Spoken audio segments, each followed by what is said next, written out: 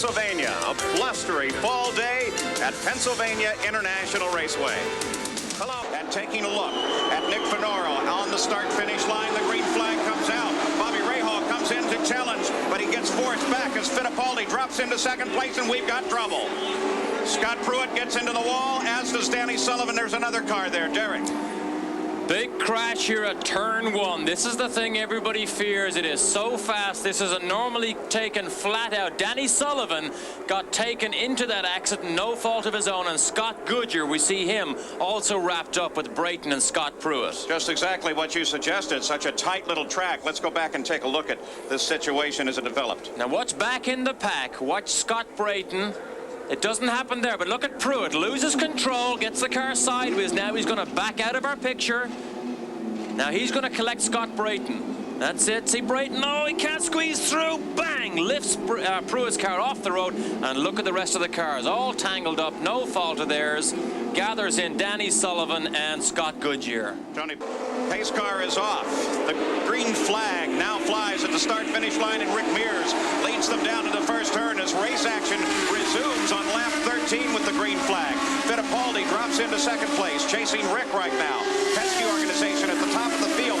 Michael sits in that fourth position right behind his father, Mario. Mario comes to the inside and gets past Emerson Fittipaldi. But look how wide he comes off the corner. That'll cost him. Can he hold it on the backstretch? And it takes Emerson a couple of laps to warm these tires up, because now look at Michael. This is what we mentioned in the opening. This is turn two. If you can come fast out in two, there's a downhill run to that braking area for turn three, and Michael goes around the outside of Emerson. So now Michael comes around Emerson Fittipaldi, and Bobby Rahal, along with John Andretti, closes up behind Fittipaldi as well. It would seem to me that it's more than just a warm-up situation here. At the top of the order, it's Rick Mears, then Mario, then Michael. Michael Andretti certainly in a position to try and clinch the championship, but Rahal very close behind him and still very much in the fight as Michael tries to find some racing room to the outside of his father. Oh, he took a very wide line through turn two. He got a good run off Mario under his rear wing, gets a nice draft, pulls out, but look what happens when you don't make the pass. You suddenly lose 6 or 7 car lengths.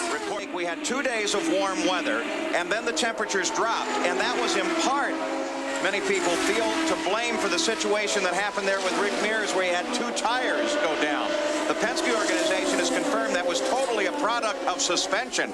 As we watch Mario Andretti closing right in on Rick Mears and making a shot for the lead. Boy, he pulled her right down on top of the curb on that one. And Mario Andretti continues in second, and Michael is right there. We've had the same situation here.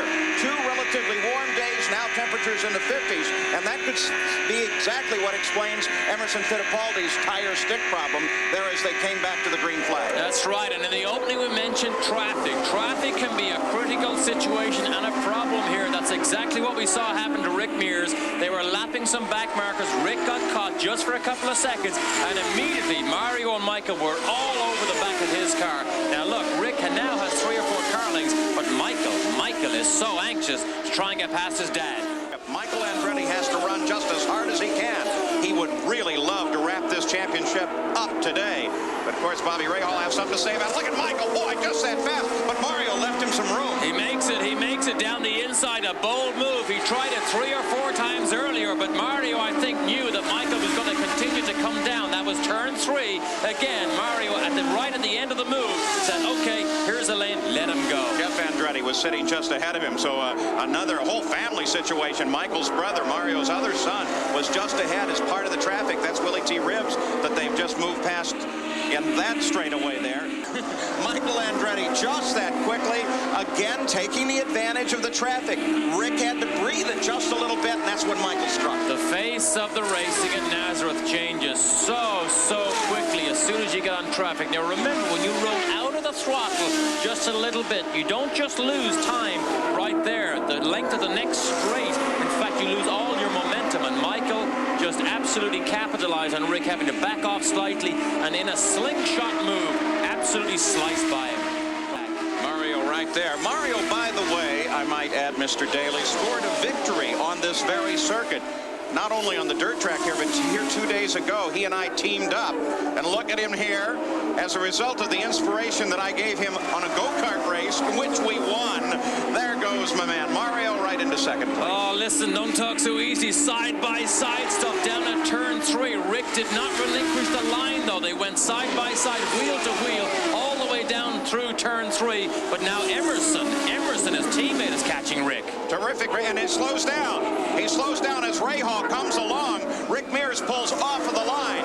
Rahal comes around, so does Emerson Fittipaldi. Front of the field, Mario Andretti in second place. Bobby Rahal with the maneuver, and Willie T. Ribbs against the wall. Willie T. Ribbs. He was the man that you mentioned, found this a very difficult track. Willie told me it's like racing inside a high-speed cave. Little fire there at the back. Originally would be the turbocharger, the oil there. Would leak out and light up and give you the orange flame. But with the tire and bodywork there, while it's not a danger to Willie, that fire could grow. But there's the safety team right on location, ready to help Willie out of the car. And he releases the brakes very wisely. Kept his foot on the brakes, keeping the car up against the wall. Let's go to the pits and Jan Vikas. Andretti is taking advantage of the yellow flag here. These teams know that on this track that's so difficult to overtake that this is where the race can be won or lost. We see some adjustments done to the front wings. Michael Andretti's out of here. Whoa. 12.8 seconds and Michael Andretti back into the action. Well, we're actually running under yellow on the 55th lap. We'll give you the rundown as of lap number 50. The yellow is out now, of course, because Willie T. Ribbs caught the wall. Just a quick little spin. Looked like the back end may have washed out, though no one had a very clear or quick view of the situation. And there you see Rick Mears out behind John Andretti. And we mentioned his blending position. He was fighting for a moment there with John to try to get in the line. Screaming to try and get out of the pit lane, to try not get too far, try to beat the pace car first. But when he doesn't, he can blend in. Remember earlier, we mentioned changes of position in the pit lane. I think Luyendyk and Al Jr. took full advantage of that.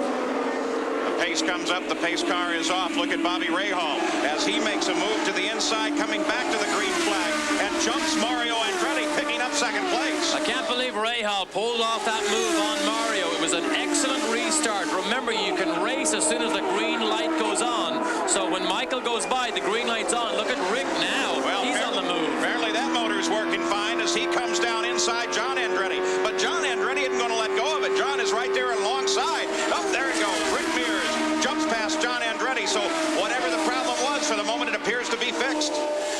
You were wondering about A.J. Foyt. There's number 14. There he is. Not only has he started well here, he currently runs in 10th place. And just in front of him is Paul Tracy. So A.J. Foyt, the oldest driver here, and Paul Tracy, the youngest, in adjacent positions here on the track. A.J. was complaining about a rib that he had pulled a cartilage on his right side. But he said, I'm going to get in that car and go racing. As far whether or not this is his last race, anybody can say anything they want. A.J. will decide race by race, I'm sure of it. Most people talk about his foot injuries. He said it really doesn't bother him here, even though he uses that left foot pretty hard sometimes down at turn 3, but it really doesn't bother him because when everything warms up inside, the adrenaline begins to flow, you very quickly forget any injuries that you have like that. As they came across the line the last time, he was only 4/10 behind, and look at him now. When he saw Mario come up behind him, Rahal really kicked it and has caught up now to Michael Andretti. And now look at the traffic jam right ahead of Michael. He can't go outside or inside, so he decides to go on the inside because that's Jeff, his brother, but he doesn't make it. Now look at Rahal. So suddenly, for a change, the traffic goes Rahal's way. Bobby Rahal sits now right at the back end of Michael Andretti. Mario Andretti is only a few feet back as well as Michael comes around Jeff Andretti. Now, look at Michael as he comes outside of Fittipaldi. Fittipaldi sees the traffic and comes low. Mario Andretti is waving at both of them, I think trying to get Fittipaldi's attention to say, hey, I'm here too. Well, what about that? Emerson made a nice move there to stay low. He knew he wasn't on the pace of the leaders here, so he decides to let them go ahead and race the race themselves. This is turn 2 again. How fast we get back to turn 2. We just mentioned in the last breath. There's Michael. Goes on the high side, but look at Rahal. Rahal lines up behind Cheever. Cheever comes down to the inside line. On the high side is Tony Bettenhausen. Bettenhausen as to the outside. Rahal feeds down to the inside, and Michael Andretti maintains the position. Thing that's changing, or is it a result of contact? We don't know, but there's a traffic jam about to come up again here. Now, Rahal got a great run in traffic about 5 or 6 laps ago. Now he comes to the inside of Michael. Rahal comes alongside Michael Andretti, but Michael keeps his foot down. He can't get it done. Mario Andretti is still running in 3rd place and still right there just behind. Now there is traffic that lies ahead as Rahal moves to the inside. Michael Andretti sweeps well to the outside, then comes inside his brother Jeff and picks up the advantage. But look at Mario. Mario is right there challenging Rahal. Mario tries to sneak the nose down the inside. Andretti, Mario runs a very, very tight line on Rahal, but he still can't get it done. Traffic, traffic, traffic. That's the big word we use here all the time because that changes the face of the race so often. We saw Rahal try to get by Michael. Now look at Mario. Tries to go around the outside of Rahal. Rahal continues his pursuit. A.J. Foyt running a high line just ahead of Bobby Rahal as there is a great deal of traffic that lies ahead. The traffic could be to the advantage of Mario Andretti because Mario is right there, still right behind Rahal and trying to pick up the 2nd place. It's definitely working to the advantage of Michael Andretti right now. All the way back down through the field is fighting for their own position. So although they do try and move aside and give the leaders as much room, remember they need to use the racetrack also. That's what makes it difficult. Look at Rahal as he comes up to the inside of Michael, takes advantage of Michael getting caught up behind Tony Bettenhausen, and now Bobby Rahal takes the lead of the race. Michael back to 2nd place. Mario is 3rd. We talked about how quick it happens here. There's an example of it. And we saw exactly how it happens from Rahal's car, but he's straight into the pits. And Rahal heads immediately for the pits, the 124th lap. Jan Beekes is ready for him. No sooner does Bobby Rahal take the lead, but he's coming down pit road. They had already given him the sign to come in right as he had taken the lead. Let's see how fast they can get it done.